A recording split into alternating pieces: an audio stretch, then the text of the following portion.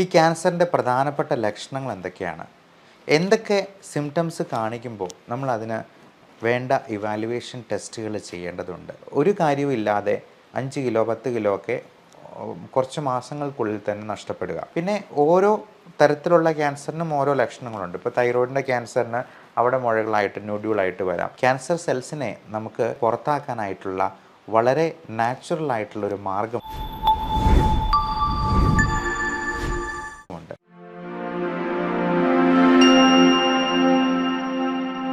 Cancer കേൾക്കുമ്പോൾ തന്നെ പേടി തോന്നിപ്പിക്കുന്ന ഒരു വാക്ക്. ഈ ക്യാൻസറിൻ്റെ പ്രധാനപ്പെട്ട ലക്ഷണങ്ങൾ എന്തൊക്കെയാണ്? എന്തൊക്കെ സിംറ്റംസ് കാണിക്കുമ്പോൾ നമ്മൾ അതിന് വേണ്ട ഇവാലുവേഷൻ ടെസ്റ്റുകൾ ചെയ്യേണ്ടതുണ്ട്?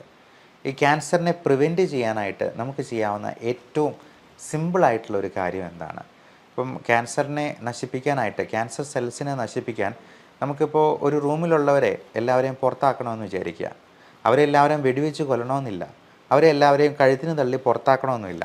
പകരം നമുക്ക് ആ ഫാനിൻ്റെ സ്വിച്ച് ഓഫ് ചെയ്തെന്നാൽ, ആ ലൈറ്റെല്ലാം ഓഫ് ചെയ്ത് കതകും ജനലുകളും എല്ലാം അങ്ങ് അടച്ചിട്ടിട്ടുണ്ടെങ്കിൽ അവർക്കെല്ലാവർക്കും വേണ്ട സന്ദേശം കിട്ടും. അവർ പതുക്കെ അങ്ങ് ഇറങ്ങി പുറത്തു പോകും.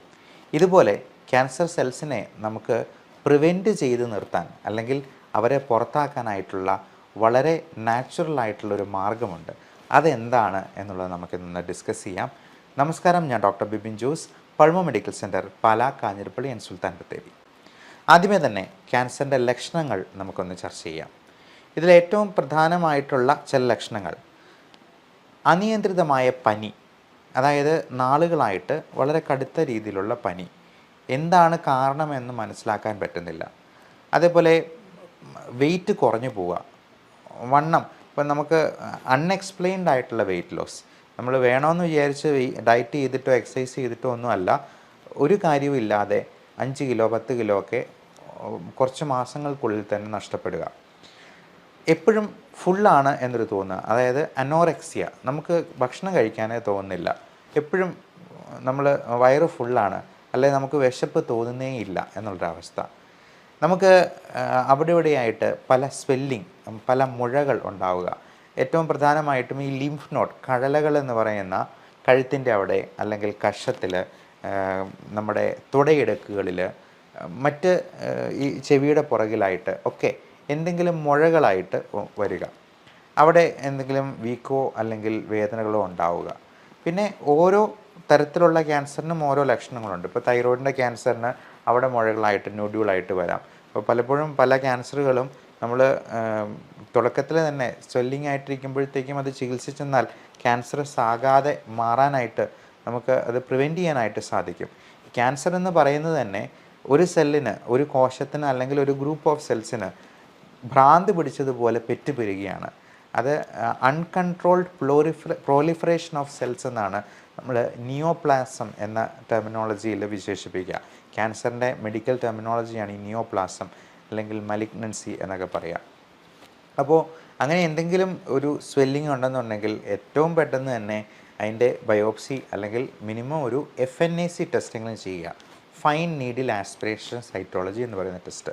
അതുപോലെ സ്ത്രീകൾക്കാണെങ്കിൽ, നമ്മുടെ അമ്മമാർക്കൊക്കെ ആണെങ്കിൽ ഇങ്ങനെയുള്ള എന്തെങ്കിലും സിംറ്റം ഉണ്ടെങ്കിൽ പറയാൻ മടിയാണ്. അപ്പോൾ അവരുടെ ബ്രസ്റ്റിൽ എന്തെങ്കിലും നൊഡ്യൂൾ ഉണ്ടെന്നുണ്ടെങ്കിൽ അത് മക്കളോടെങ്കിലും അത് തുറന്ന് പറയുകയോ, അല്ലെങ്കിൽ മക്കൾ ഇടയ്ക്ക് ചോദിച്ചിട്ടാണെങ്കിലും മനസ്സിലാക്കുക. അപ്പം അവർ പാൽപ്പേറ്റ് ചെയ്യുമ്പോൾ ബ്രസ്റ്റിലൊരു നൊഡ്യൂളായിട്ടോ സ്വെല്ലിംഗ് ആയിട്ടോ ഒക്കെ ഉണ്ടെങ്കിൽ ഒട്ടും മടിക്കാതെ തന്നെ ഒരു ഡോക്ടറെ കണ്ട് അതിൻ്റെ കാര്യങ്ങൾ ചർച്ച ചെയ്ത് അതിന് വേണ്ട പരിശോധനകൾ ചെയ്യണം. അതുപോലെ ബ്ലീഡിങ്, അത് ഏതെങ്കിലും ഒരു നാച്ചുറൽ ഓറിഫിസിൽ നിന്ന്, ചിലപ്പം മൂക്കിലൂടെ ബ്ലഡ് വരുന്നതായിരിക്കാം, അല്ലെങ്കിൽ നമ്മൾ ചുമയ്ക്കുമ്പോഴത്തേക്കും അതിൻ്റെ കഫത്തിൻ്റെ കൂടെ ചോരമയം കാണുന്നതാവാം. വയറ്റിൽ നിന്ന് പോകുമ്പോൾ ബ്ലീഡിങ് ആയിട്ട് ഉണ്ടാവുക.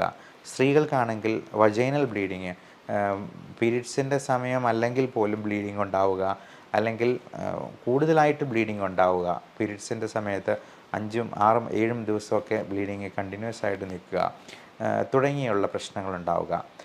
വൈറസ് സംബന്ധമായിട്ടുള്ള ഓൾട്ടേർഡ് ബവൽ ഹാബിറ്റ്സ്, അല്ലെങ്കിൽ യൂറിനറി സിംറ്റംസ് എന്ന് പറയും. അപ്പോൾ അങ്ങനെയുള്ള പ്രശ്നം ഉണ്ടാവുക. യൂട്രസിൻ്റെ അല്ലെങ്കിൽ എൻഡോമെട്രിയൽ ക്യാൻസർ, അല്ലെങ്കിൽ ഒവേറിയൻ ക്യാൻസർ, CA സെർവിക്സ്, ഇതിനെല്ലാം പലതരത്തിലുള്ള ലക്ഷണങ്ങളാണ്. അപ്പോൾ നമുക്ക് ഇത്തരത്തിലുള്ള ലക്ഷണങ്ങൾ എന്ത് കണ്ടെന്നാലും നിങ്ങൾക്ക് ഒരു സുഹൃത്തിനെ പോലെ സംസാരിക്കാവുന്ന ഒരു ഡോക്ടറിനെ കണ്ടെത്തി അതിന് വേണ്ട ഇവാലുവേഷൻ ചെയ്യേണ്ടത് വളരെ വളരെ അത്യാവശ്യമാണ്.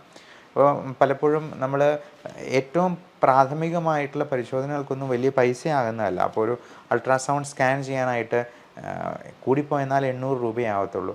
അപ്പോൾ അതിൽ നിന്ന് തന്നെ നമുക്ക് ഏകദേശം ഇങ്ങനെയുള്ള ക്യാൻസറിൻ്റെ എന്തെങ്കിലും തുടക്കമുണ്ടെന്നുണ്ടെങ്കിൽ അത് ഏറ്റവും ഏർലി സ്റ്റേജിൽ തന്നെ കണ്ടുപിടിച്ച് അവനെ നമുക്ക് പുറത്താക്കാനായിട്ട് ശ്രദ്ധിക്കുക. അതുപോലെ ബ്രെയിനിൽ ക്യാൻസർ ഉണ്ടാകുമ്പോഴേക്കും, എന്തെങ്കിലും ബ്രെയിൻ ട്യൂമറായിട്ട് ഉണ്ടാകുമ്പോഴേക്കും നമുക്ക് തലവേദന, തലകറക്കം, ക്ഷീണം, ആളുടെ മെൻ്റൽ സ്റ്റേറ്റസ് തന്നെ മാറുന്ന, ക്യാരക്ടർ മാറുന്ന രീതിയിൽ എന്തെങ്കിലും രോഗലക്ഷണങ്ങൾ കാണിക്കുക, അതുപോലുള്ള ഡിപ്രഷൻ, ആങ്സൈറ്റി പോലുള്ള പ്രശ്നങ്ങൾ പോലും ഇതിൻ്റെ തുടക്ക ലക്ഷണങ്ങളായിട്ട് ചിലപ്പോൾ കാണാറുണ്ട്. അപ്പം ക്യാരക്ടർ മാറുന്ന രീതിയിൽ, അതായത് ഇൻട്രാക്രൈനിയൽ പ്രഷർ കൂടുന്ന രീതിയിൽ, നമ്മുടെ സ്കള്ളിനുള്ളിലുള്ള പ്രഷർ കൂടുന്ന രീതിയിൽ എന്തെങ്കിലും ഒരു ലീഷൻ ഉണ്ടാവുകയാണെങ്കിൽ അതിനനുസരിച്ചുള്ള സിംറ്റം ആയിരിക്കും. അതുപോലെ ലങ് ക്യാൻസർ ആണെങ്കിൽ ലങ്സിനിടയിലുള്ള സ്പേസാണ് മീഡിയാസ്റ്റൈനം എന്ന് പറയും.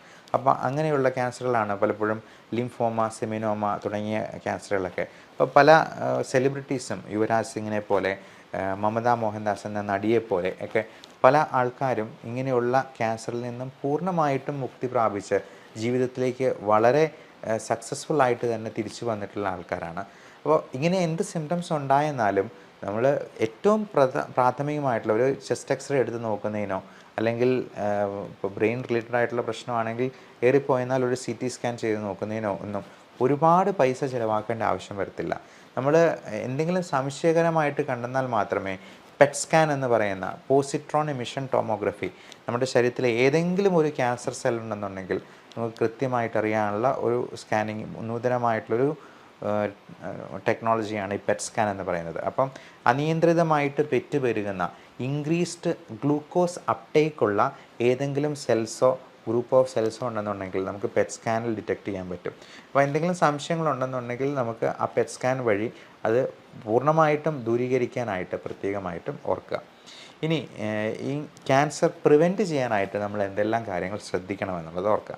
ഏറ്റവും പ്രധാനം നമ്മുടെ ബാഡ് ഹാബിറ്റ്സ് എല്ലാം ഒഴിവാക്കുക എന്നുള്ളതാണ്. ദുശീലങ്ങൾ, പ്രത്യേകിച്ചും സ്മോക്കിംഗ്, ആൽക്കഹോൾ.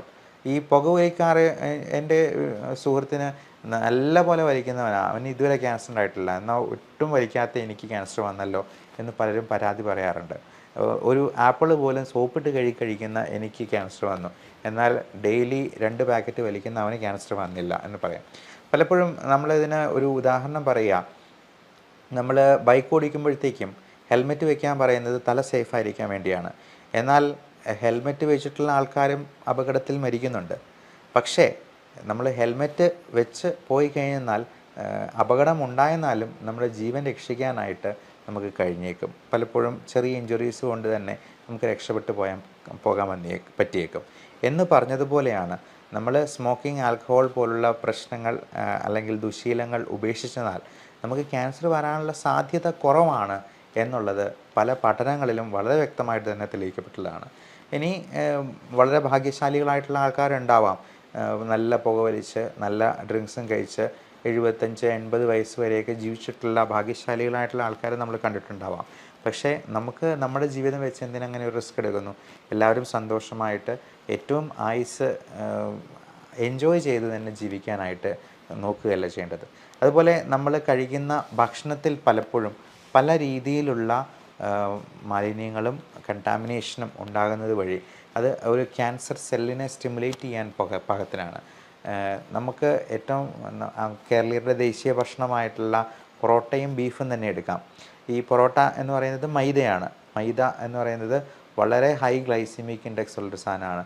അതുപോലെ റെഡ് മീറ്റ് ഗണത്തിൽപ്പെടുന്ന അത് ബീഫ്, പോർക്ക്, മട്ടൺ തുടങ്ങിയ ഇറച്ചികളെല്ലാം നമ്മൾ ആനിമൽ പ്രോട്ടീൻ ഒരുപാട് കൂടുതൽ കഴിക്കുന്നത് തീർച്ചയായിട്ടും ഓൺകോജീൻസിനെ സ്റ്റിമുലേറ്റ് ചെയ്യാനായിട്ടൊരു കാരണമാകാറുണ്ട്.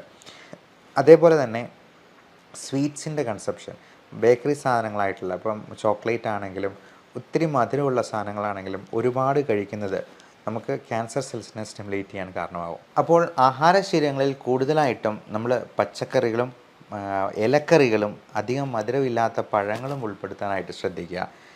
പഴങ്ങൾ നമ്മുടെ തൊടിയിൽ തന്നെ വളരുന്ന വൃക്ഷങ്ങളിൽ നിന്ന് കിട്ടുന്ന പഴങ്ങളാകാൻ പ്രത്യേകമായിട്ടും ശ്രദ്ധിക്കുക. നമ്മൾ ഒരുപാട് കണ്ടാമിനേറ്റഡ് ആയിട്ടുള്ള കെമിക്കൽസ് ഉപയോഗിച്ചിട്ടുള്ള സാധനങ്ങൾ കഴിവതും ഉപയോഗിക്കാതിരിക്കുക. ഇനി ഈ ക്യാൻസറിനെ എല്ലാം പ്രിവെൻറ്റ് ചെയ്യാനായിട്ടുള്ള ഒരു അത്ഭുത പ്രതിഭാസമാണ് ഓട്ടോഫേജി എന്ന് പറയുന്നത്. അത് 2016 നോബൽ പ്രൈസ് കിട്ടിയിട്ടുള്ള വളരെ വിപ്ലവകരമായിട്ടുള്ളൊരു കണ്ടുപിടുത്തമായിരുന്നു. യാഷിനോറി ഓസുമി എന്ന് പറയുന്ന ജാപ്പനീസ് ശാസ്ത്രജ്ഞൻ, അദ്ദേഹത്തിന് ഫിസിയോളജി ഓഫ് മെഡിസിനിൽ നോബൽ പ്രൈസ് 2016 ഏതാണ്ട് 6-7 വർഷങ്ങൾക്ക് മുൻപ് കിട്ടിയിരിക്കുന്ന വളരെ വിപ്ലവകരമായിട്ടുള്ള ഈ കണ്ടുപിടുത്തത്തിന് ഓട്ടോഫേജി എന്നാണ് പേര് പറയുക. ഓട്ടോഫേജി എന്ന് പറഞ്ഞാൽ മറ്റൊന്നുമല്ല, നമ്മുടെ സെൽസിനെ, ക്യാൻസർ സെൽസിനെ നമ്മുടെ തന്നെ കോശങ്ങൾ തന്നെ കാർന്ന് തിന്നുന്ന ഒരവസ്ഥ.